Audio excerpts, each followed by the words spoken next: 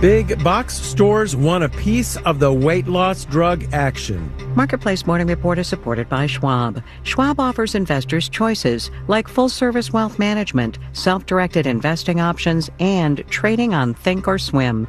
More at schwab.com. From Marketplace, I'm Sabri Benishore, in for David Brancaccio. Costco members will soon be able to buy weight loss drugs Ozempic and Wegovy for a steep discount. It's the latest retailer to reach a deal to sell the drugs for just under $500 a month. Yes, that is apparently a discount. Following CVS and Walmart, Marketplace's Henry Epp has more. The move comes as Novo Nordisk, the maker of Ozempic and Wegovy, faces growing pressure in the market, both from competitors and from insurance companies. Drug maker Eli Lilly began selling its weight loss drug Zepbound for $499 earlier this year, and other copycat drugs, many of them marketed online, have sprung up too. Some insurers have started to limit coverage of Ozempic and other GLP-1s, citing their high cost. That's led Novo Nordisk to offer its drugs at a discount direct to consumers and through these retailers. The company's share price has fallen sharply this year, and it's cut thousands of jobs. I'm Henry Epp for Marketplace. Constellation Brands owns Modelo and Corona beers, among others. We're going to get quarterly financial results from Constellation today after the closing bell. Back in September, the company said the outlook was not looking as good as it thought for the rest of the year because demand has been falling and because tariffs. But as Marketplace's Savannah Peters reports, beer makers could have bigger worries on their minds. When consumer sentiment takes a hit, like we've seen recently, beer sales usually follow, says analyst Nadine Sarwat with Bernstein Research. And Constellation is feeling that faster than other brands. Modelo, which is their biggest brand, its consumer base is around 50% Hispanic. Sarwat says those consumers skew lower income and could be pulling back more quickly. And the Trump administration's immigration policy and growing fear of ICE raids are keeping many undocumented people and their families from working and shopping and going out and buying beer.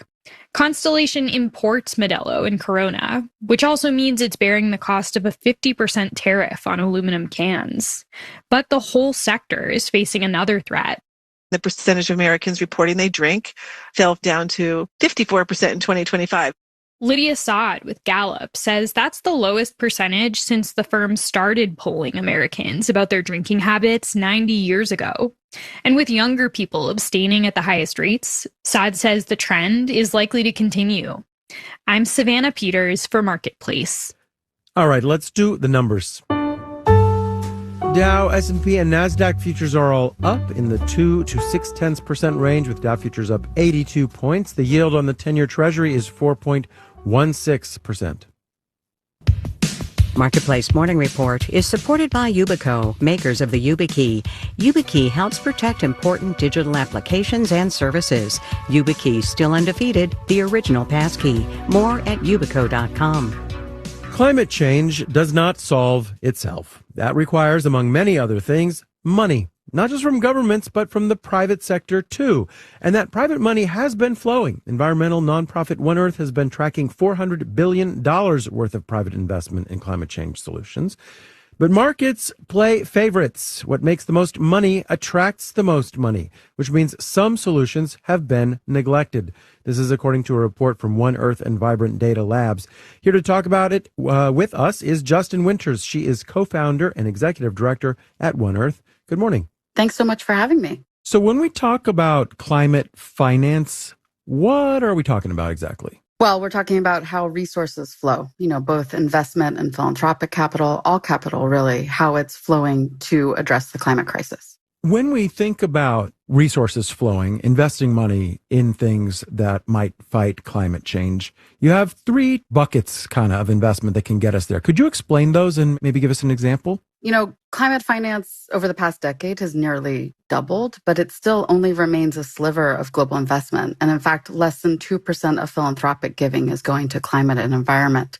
We did a really fascinating analysis with a company called Vibrant Data Labs and assessed and evaluated nearly $400 billion in both private investment capital and philanthropic grants across more than 10,000 US-based companies and nonprofits, and identified where are those funds flowing to climate solutions and where are they not flowing? Where is the money going and where is it not going? So we found some incredible imbalances. And the way that we assessed this was really looking at climate solutions. So what are the things that we need to invest in and support in order to solve this incredibly complex, challenging problem? What we found is that almost 89% of all private capital in the US is flowing to the energy transition. Now, this isn't a bad thing, but there are two other critical solution pathways that we need to invest in if we want to, create a future that's livable. So that includes things like nature conservation and transitioning our food and our fiber systems to regenerative agriculture. So in the scope of our analysis, nature conservation only received 4% of total climate finance funding.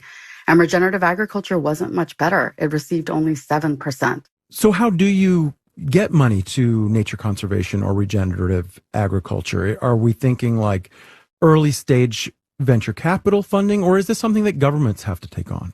Well, it's certainly something that governments have to take on. We need that form of capital too. But there's opportunity across all these pillars. For nature conservation, that's the one that is particularly reliant both on government funding as well as philanthropic capital. But, things like regenerative agriculture, there are incredible opportunities for all types of capital, including venture capital, including investment capital. But we need to be more thoughtful about the types of capital to the solutions that need to support it and what stage those solutions are at. We need to think holistically. And we need to be thinking, in an innovative mindset about new markets that are going to emerge. I'm particularly excited about regenerative agriculture and all the ways in which we can support our farmers and our food systems to transition to something that is more conducive to biodiversity, more conducive to human health. Justin Winters is co-founder and executive director at One Earth. Thank you so much. Thank you.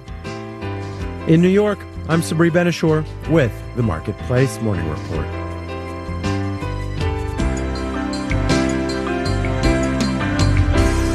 From APM, American Public Media.